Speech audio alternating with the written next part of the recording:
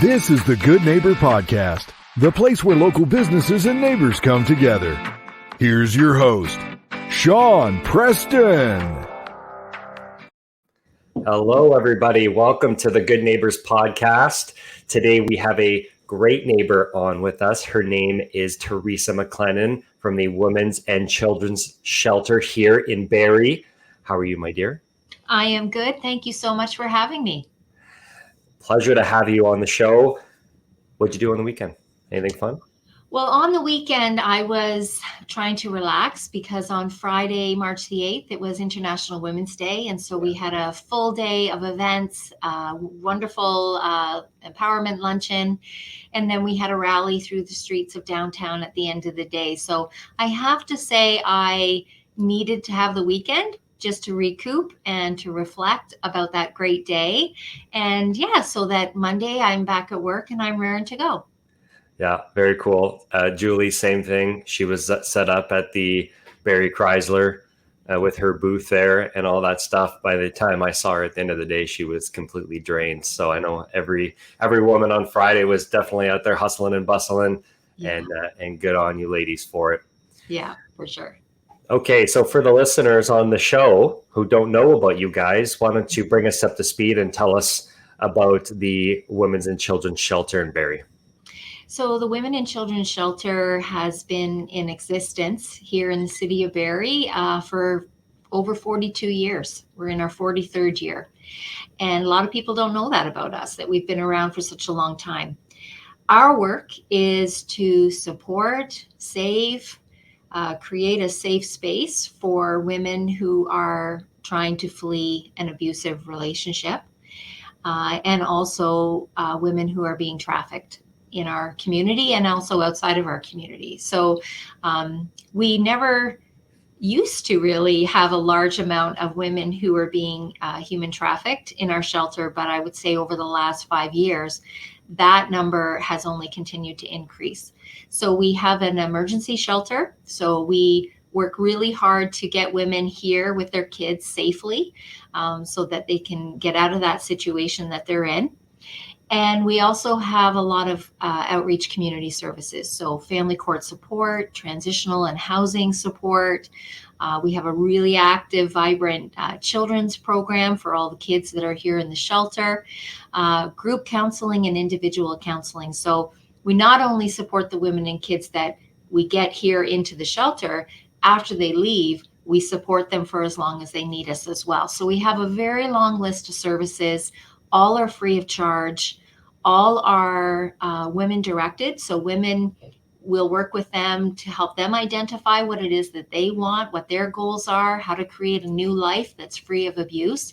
And we work with them to create that. That's absolute wonderful work that you guys do. It's a shame that those things in our world happen, especially not that one is worse than the other. They're both equally wrong, but people don't think about this stuff.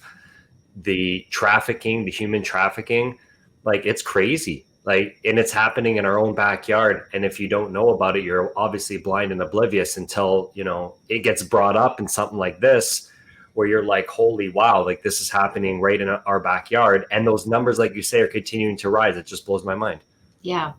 The Barrie is considered a hotbed for human trafficking because as part of the 400 highway corridor, we have easy access for the movement of women from city to city. And our agency is also part of the Human Trafficking National Hotline. And so we get calls from police in Alberta that will say, we have a woman here and we need to relocate her. Do you have any beds available? Because we have dedicated beds just for human trafficking victims.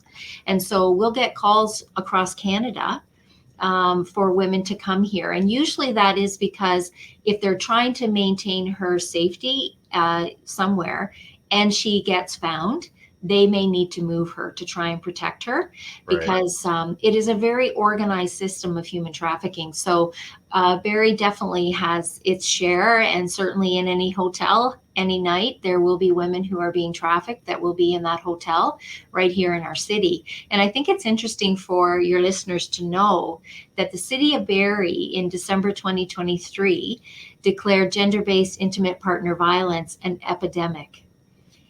If we can't get folks to realize how prevalent this is in our community, I hope that knowing that is a good bit of information for folks to know that when your city declares something to be an epidemic, it is a big deal. It means that it's happening, and it's happening a lot. And so we were really proud of the city to make that declaration, because it just helps folks to realize what is truly happening behind closed doors. And it is still something that folks don't like to talk about. We put it under the rug. It's a shameful thing. It's things that you just don't discuss. We just don't want to know about it. It's happening. But we do need to talk about it. We do need to bring it out into the forefront. We want our community to know what is happening, because that is how we truly make change, is when a community rallies behind the issue. Well, I mean, it's one thing to get educated on it and learn about it and know about it, what's going on behind the scenes on a day-to-day.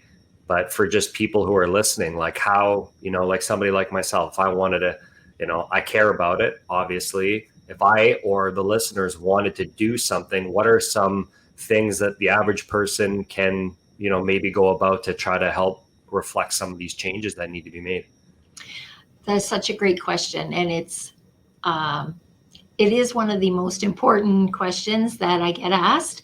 And I love it when men ask that question, because women have been using their voice forever to say, this isn't right.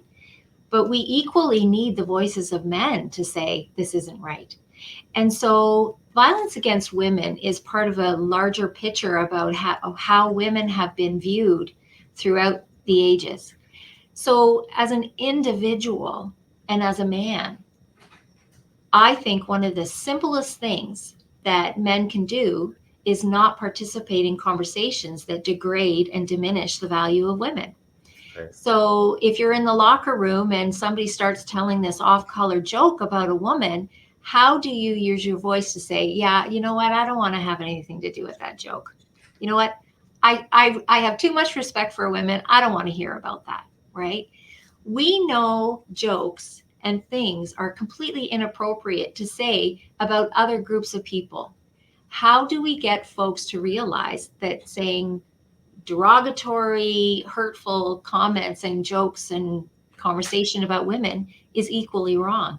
As an individual, that's what every single one of us can do, because that creates change in how everyone in the community perceives women. And so what we also love is when we have our Walk a Mile in Her Shoes event, which happens every September. We invite men and women, however you identify, children, families, to come and walk with us. We have high heels, but we also have flats. And we love seeing men coming out, walking with us to say, I want to do my part to end gender-based violence. And so it's a great way for men to have a presence in a cause that is about women.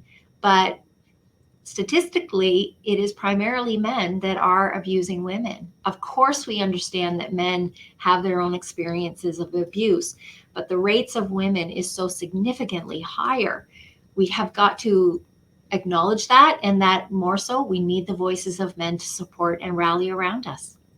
Yeah, no, 100%. And we're definitely happy to use our platform to help you spread that message as well. Great. Okay, so tell our listeners a little bit about your journey, Teresa. How did you get into doing this line of work? I'm born and raised in Barrie. I've lived here my whole 55 years, and grew up in this community. I've seen it grow. I've seen it struggle. I've seen it thrive, and I love the city of Barrie, and I love the people in it. I started my career in nursing, and then from there I went on to become a registered social worker. I took a specialty in attachment and used to work with at-risk youth, at-risk babies that were coming home from the hospital. I have always been drawn to the social work professions. I have a heart for people, and I want to see people thrive. I want to see families thrive. I just want to see our community thrive. And so, I am definitely a empathetic person. I just care about people. And a lot of times I would say growing up, I would hear that my emotional side to people and how I felt about people was a bad thing. And I have really learned over the years how to embrace how I feel about people, how to embrace my care for other people as a strength. And I think, in relation to women too, women are generally seen as, the more emotional of the two, men and women, more heart related things, right?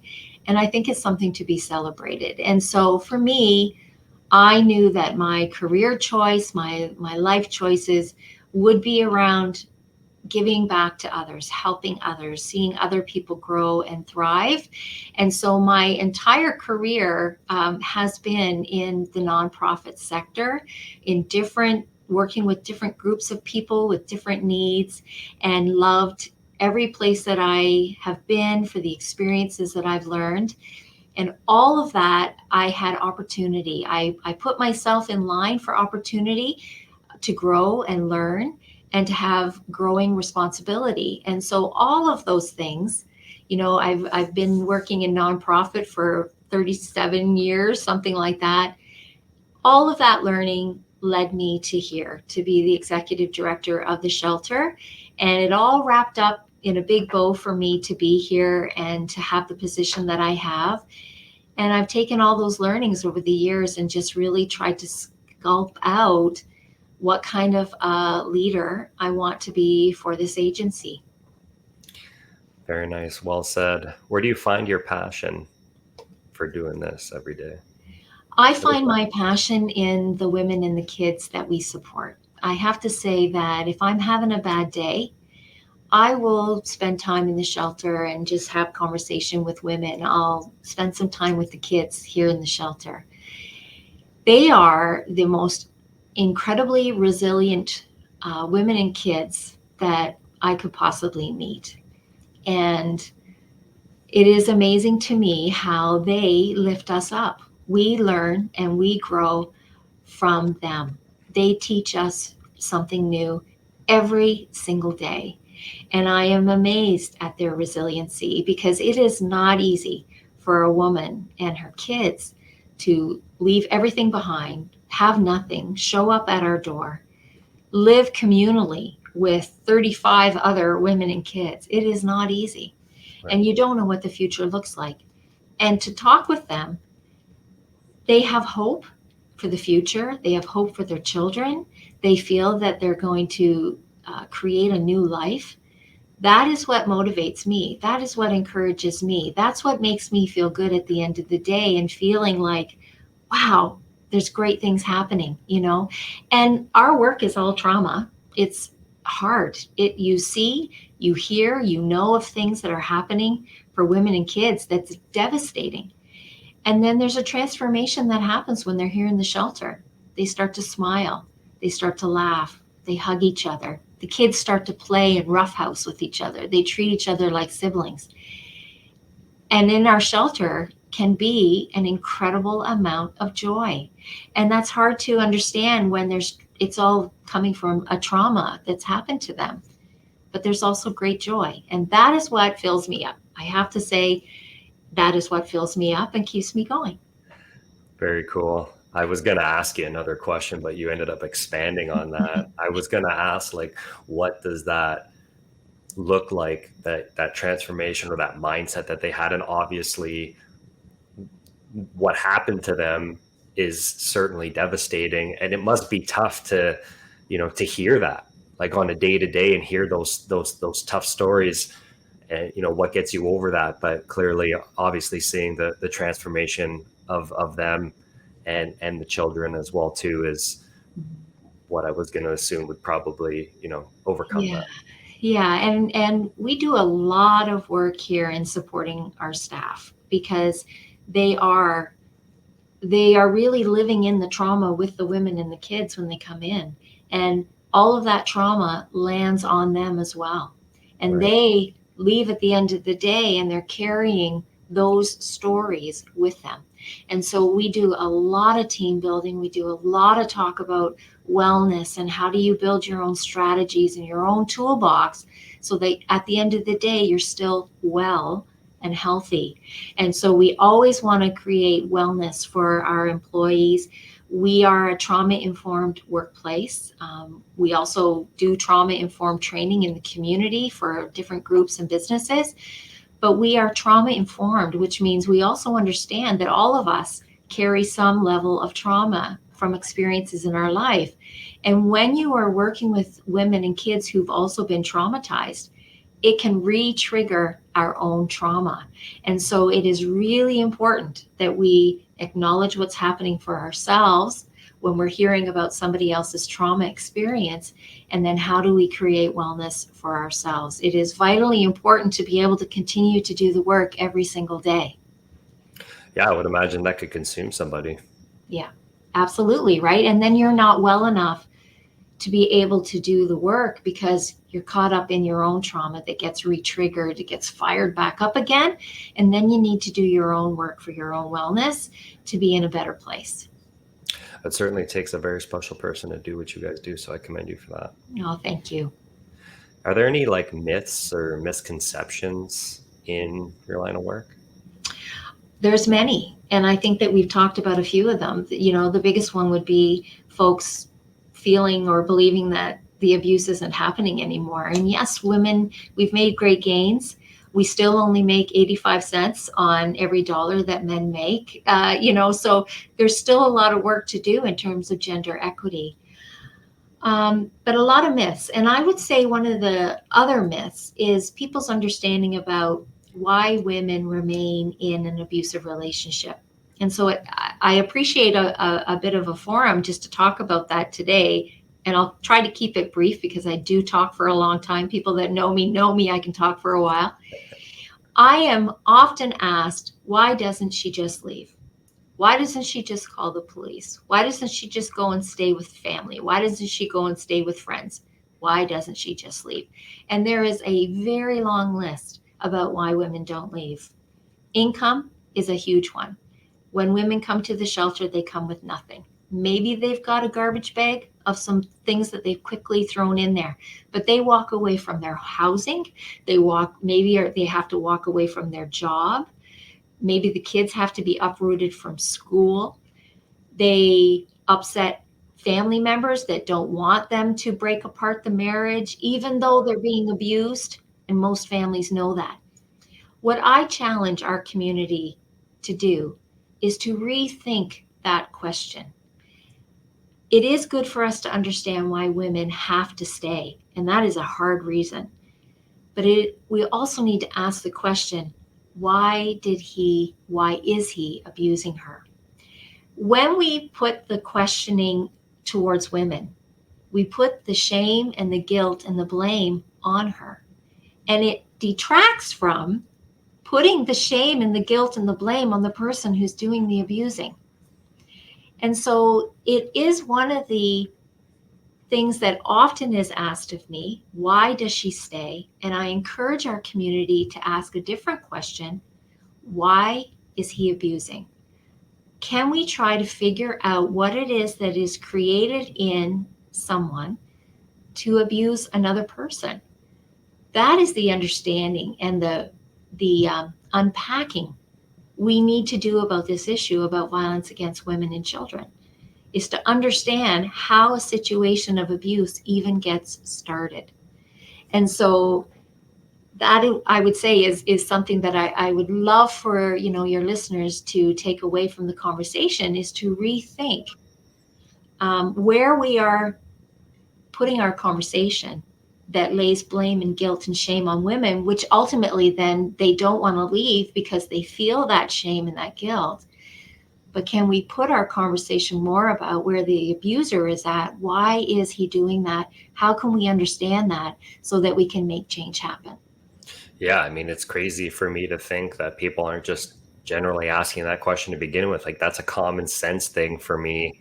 Yeah. Right. And obviously, without getting into the thick of it, but, for somebody to have to do that, I mean, Yeah. it's a clear reflection on who they are as a person. No one Yeah, should be and treating people that way. I agree. And I understand where the question comes from, because at least people can understand how difficult it is for a woman to be able to leave and all the things that would be barriers for her to be able to leave. But when we are putting our, kind of that guilt there to say, well, why don't you just leave? Wait a minute. We're not asking the right questions, right? And so I appreciate the question, because it's always good for me to have an opportunity, if we can just try to educate and inform and challenge people about what are thinking about these kind of things. Yeah, I mean, it's like, it's naive to ask that question to begin Yeah. with, because Yeah. you're just, again, it's like shoving it under the rug, because clearly you're not educated on it if you're going to ask that question. And if you were, you shouldn't be asking that question in to begin with. You should be asking, well, why is he doing that to her? Mm-hmm. And in many ways, it's easier for us to question the victim as opposed to question the perpetrator, right? Right. I mean, the majority of abuse, sexual assaults, do not get reported to police. There's reasons for that. And so it's not as simple as saying, well, why doesn't she just call the police? There's reasons why she doesn't. What if her abuser is a police officer? How does she do that safely? To call police without fear for her safety that he's going to find out that she's come into the shelter. Right. We have situations like that all the time. And so maybe that speaks to another myth, which I think is a good thing to be said. All kinds of women from all walks of life come into our shelter. Their abusive partners, can be well-known people in our community. There are women who come to the shelter who are lawyers, doctors, business owners. They could be married to police officers of any kind, lawyers, pastors. It doesn't matter. Abuse can happen to anyone in any walk of life. And I think that that's another myth. And I think it's just something for our community to know, because I think also there can be a misconception about who people think is being abused. Right. And it is your neighbor, and it is your coworker. It's your family member. It is your person who does your hair. It is the woman who might be packing your groceries, or the nurse that's taking care of you in the hospital. And folks don't realize that. Well, very informative to date. Maybe let's switch gears onto something a little bit more positive. When you're outside of doing what you do, which is great work, by the way, what do you like to do for fun? What does fun look like in Teresa MacLennan's life? That's an interesting question, right? Because I do a lot of community speaking. Of course, we have a Rogers TV show where we talk about our work. And I feel really comfortable talking to groups of people, no problem. I am an extremely introverted person in my personal life. And I love quiet time. I enjoy my own company. I don't prefer crowds. None of those sort of things, right? So for me, I take a lot of solace and a lot of regrounding of myself to be in nature, to have quiet time. Sometimes if my head is really spinning, which it does quite a lot with, things that are happening here in the shelter, I need to watch the most ridiculous movie that I can find, because it takes me out of the spinning cycle that is my head, right? Yeah. That overthinks thing. I need to step out of myself and my own thinking. So it could be a really terrible horror film. It could be an absolute kind of cheese fest movie. but it is what I need to get a break from the thoughts and the things that are cycling in my head, right? And so I grew up in a large family that we played games a lot. And so my family, I mean, my kids are grown, I've got grandkids, but my husband and I still love to play cards. We play cards almost every day. We just enjoy doing that. We love playing cards with other people and playing games. And when our family gets together, some sort of a board game, some silly game or whatever it is always going to come out. And we just have a hoot and it's fun and we laugh. I also love to sing. In my other life, I think I would have pursued a career of some sort in singing, and I still have a passion for singing, and it brings me great joy. And again, takes me out of my head. You know what I mean? And I don't think you can feel bad when you're singing. And so it's just something that I love to do and just love to be outside. And I just love to have quiet moments, right? I love to garden and I love spending time with my family. I love spending time with my grandkids. They keep me very young and busy and active. And those are the things that bring me joy. And they rev me back up so that I'm able to do the work that I need to do. Right. So, yeah. Lots of good nuggets in there. Yeah. Julie and I are big board game fans. We played with her best friend and her boyfriend.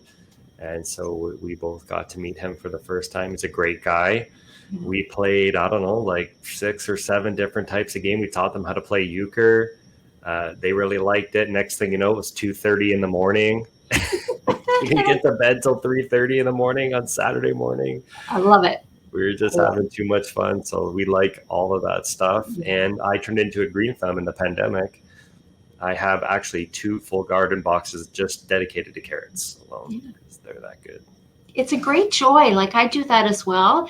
And I figure my gardening of my fruit and vegetable is very organic. I have no idea what I'm doing. I basically just plant it and this incredible beautifulness grows. There is nothing more satisfying than going outside and picking your own tomatoes or your carrots or herbs that you've grown. It is so satisfying. And when folks come over, I love to cook for people. I just love to be a hostess, you know, for folks when they come over. I want people to leave with full bellies. And I love to be able to say, that came from my garden.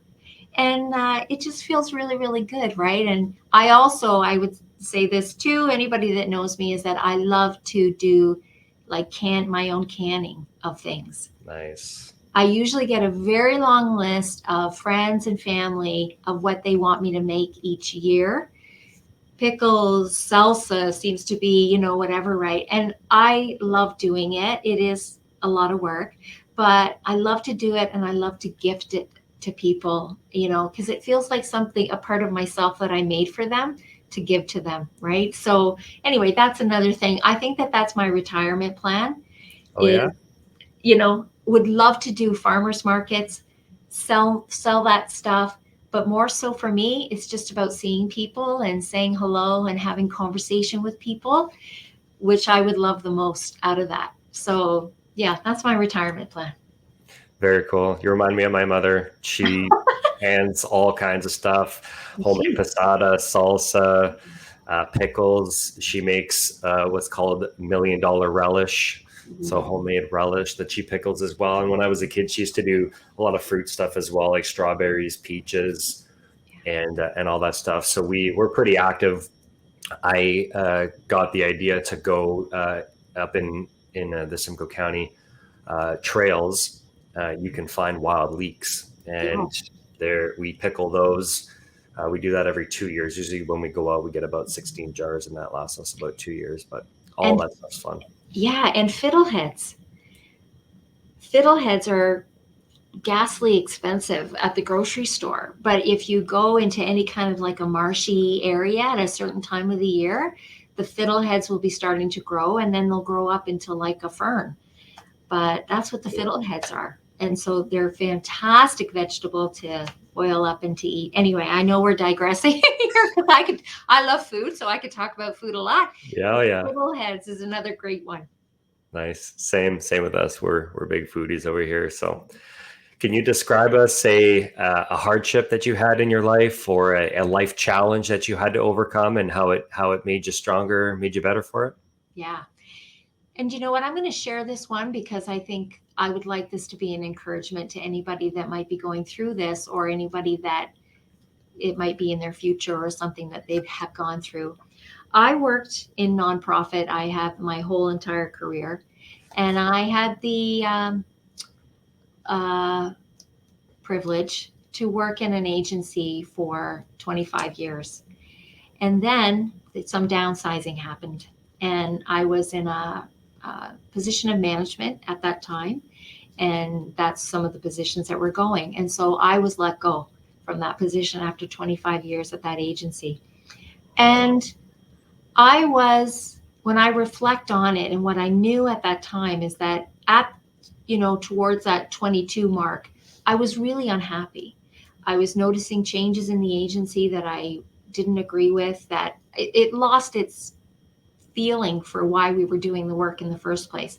And I would come home every day, and my husband would say, "How was work today?" And I'd say, "Please don't ask. It's been a horrible day." But I had friends. I grew up there. I had opportunity there, and I'm grateful for all of that. And then that fateful day came when I'm told, "You're gone." Right. I was devastated. I have never not been employed. I've always strived, and I enjoy working. And what was the most concerning to me was losing the relationships that I had built there, because I knew I was really unhappy at that time with the direction that was happening at this particular agency. And I share that story because I am here now at the Women and Children's Shelter as the executive director.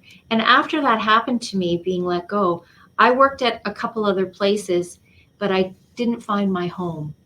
I couldn't find the right fit for me, but they were equally still really good learning experiences to lead me here. I am so grateful for being let go from that position. I never felt it at the time. I couldn't see what the future was going to hold for me. Never in a million years did I think I'd have an opportunity to be here talking with you on your terrific podcast, that I would be sitting in this chair as the executive director of an agency and leading this agency in the things that we're doing. I never, ever envisioned that would be me. And that only came because somebody kicked me out the door. I probably would have stayed at that agency until I retired, because of the relationships that I had, and the caring that I had for the clients that we supported and the people that I worked with. If they hadn't kicked me out the door, I wouldn't have left. So I can really, truly look back at that and think, what a gift that was to my life. That, I have a very strong faith, and I believe that God had a plan for me that I could never have imagined. And this is where he's led me to be. And I'm so incredibly grateful for it. And I am grateful for every place that I have worked. I've had incredible mentors. I've had incredible coworkers. And I've also had some that were not good at all. And I think I have learned the most from them, because what I learned was who I don't want to be, who I will try my hardest not to be as a leader. And so all of that learning, the good, the bad, the ugly, has been what has shaped me, which continues to shape me. I learn something new every single day.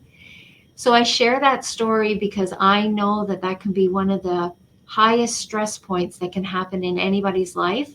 And I think that it's happened to so many of us, and we need to be very open and honest about that it can happen. When it happens, it stinks a lot. Yeah. But great things can come. there could be an opportunity that is waiting for you, anybody that's listening, an opportunity for you that is waiting around the corner, and it is going to be the most incredible thing for you that you've ever experienced. And to be open to it and expect it and look for it, strive for it, put yourself in the position so that it comes your way. Look at the gift of opportunity. And that's what happened for me. And so I just hope that maybe there's some words of little nuggets of encouragement for anybody that might be going through that right now, just to know that you will survive and that great things can happen. I'm a big believer. Everything happens for a reason. Yeah. So what's one thing that you wish that the listeners knew about the Women's and Children's Shelter? I first I want to say thank you to the community. I want to say thank you to you, Sean, so much for the great work that you're doing. Our community is an incredible community, and when we're hurting here for donations of like school snacks, groceries, finances, right? As a nonprofit, we have to fundraise a lot. When we are really hurting, I will usually do a social media post, and I will just say, we need your help. I am always amazed at the amount of people that will contact me and say, what can I do? Our community is incredible, and we need a lot of help. And so I guess if I could ask anybody that's listening, get to know us, get to know our work, know that there is someone in your life, in your circle, in your neighborhood who's being abused, even though you may not know who they are. We need a lot of help to do our work. And so we do really appreciate any kind of support, volunteering, donations of food for our grocery, because we provide everything for every woman and child here and in the community. So every meal, every school snack, every hairbrush, every toothbrush, every bar of soap, we provide that because the women and kids come with nothing. So any way that folks want to rally beside us, be our partner, be a care partner, we welcome it. Men and women, we want you with us, because when we create change for the women and kids who are here in our shelter, we create change for our community. When women and kids have a better life here, and then they leave and they live out in the community, that is better for all of us. And so, women who are abused and their kids will use multiple systems, healthcare. They have to pull their kids out of school. They'll use the police system. They'll use the court system. Women will miss time off of work. When we create wellness together for our families here, it helps all of us in the community. And so if anybody wants to know more about us, please just contact us. Check out our website at barrieshelter.com. We would love to partner with you. We want you to know we're here.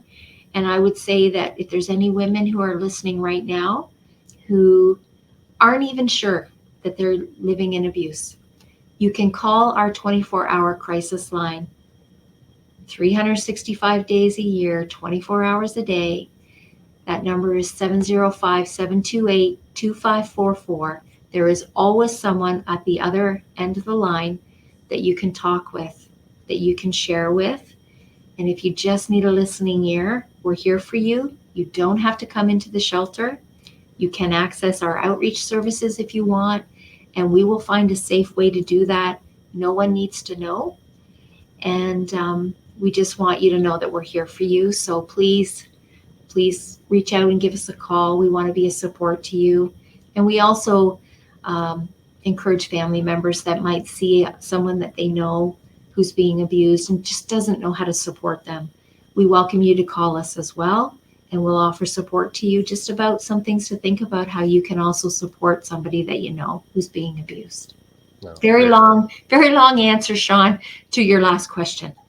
Well, very good. Okay, so website, the telephone number, socials as well? Yes, so barrieshelter.com. We are on Twitter, Facebook, Instagram, all those lovely things. Check out our website. Again, our crisis line, 728-2544. And you can call us anytime. Doesn't matter day or night. There's always somebody to pick up the phone.